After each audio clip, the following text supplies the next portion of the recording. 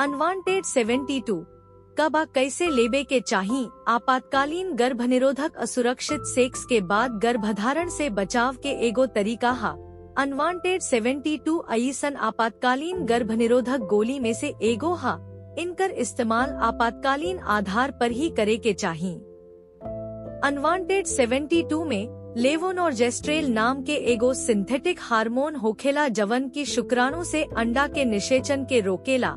असुरक्षित सेक्स के 72 घंटा 3 दिन के भीतर एकरा के लिहल जा सकता।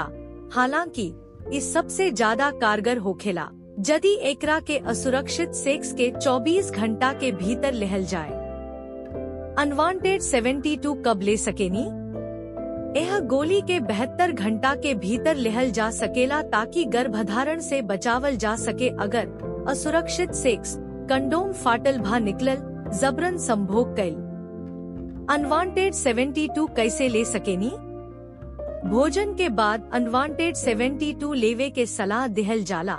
हालांकि दिन में कबो भी एकरा के लिहल जा सकता। गोली खैला के 3 घंटा के भीतर उल्टी होखे के स्थिति में खुराक दोहरावे के हुई। दुष्प्रभाव।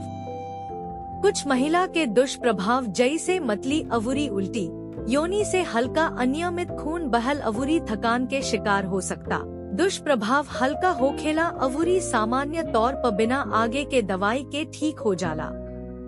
मोटापा से ग्रस्त महिला जवना के BMI 30 किलो प्रति मीटर स्क्वायर से ज्यादा होखे के मामला में एक कम प्रभावी पावल जाला।